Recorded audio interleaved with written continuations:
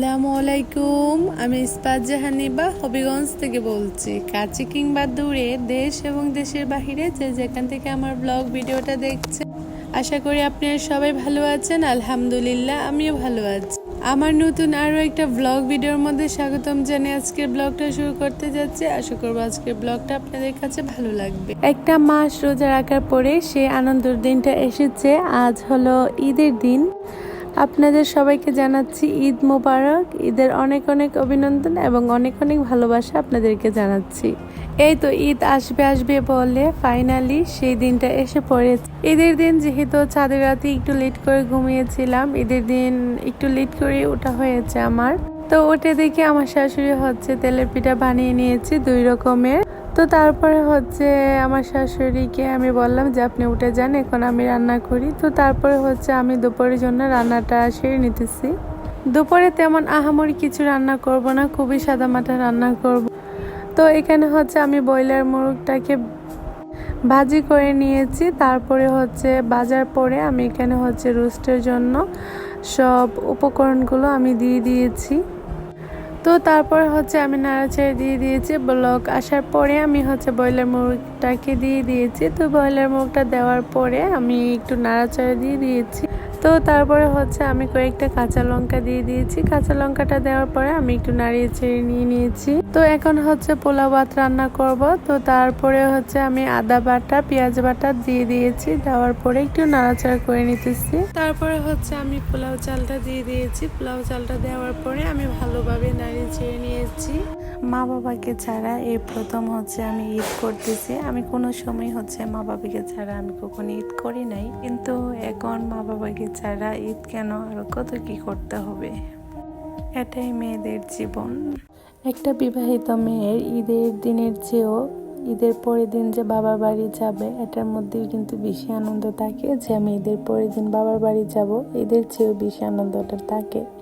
সবাই ঈদ কেমন কাটলো সবাই কমেন্টের মধ্যে জানাবেন। আমার তো ভালোই কেটেছে।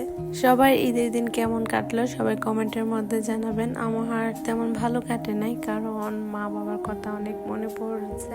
তার সাথে সাথে ভাই বোনের কথা বেশ মনে পড়েছিল, অনেকটাই মন খারাপ ছিল। তারপর আমার হাজবেন্ড আমার মনটা ঠিক করে দিয়েছে।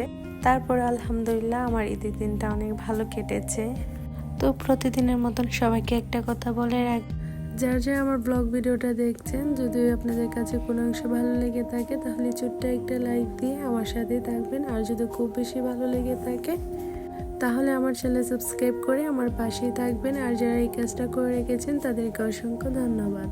তো তারপরে আমি টমেটো দিয়ে দিয়েছি। টমেটো দেওয়ার পরে আমি ধনিয়া পাতা দিয়ে দিয়েছি। এর মধ্যে অনেকে আবার ধনিয়া পাতাটা পরেও দিই, কিন্তু আমি এখনই দিয়ে দিয়েছি। তো ধনিয়া পাতাটা দেওয়ার পরে আমি ভালোভাবে নেড়ে চেড়ে নিয়েছি। তো তারপরে আমি ডিমগুলো দিয়ে দিতেছি।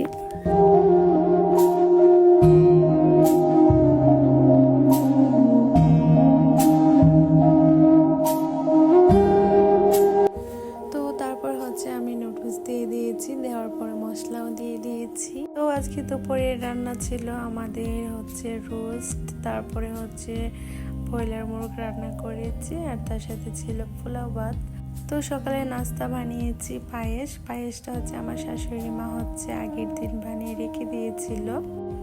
তো তারপরে নুডলস রান্না করা হয়েছে, আর তেলের পিঠা করা হয়েছে 2 রকম, যে আর কি যেটা পছন্দ করে। তো 2 রকম ভাবেই বানানো হয়েছে।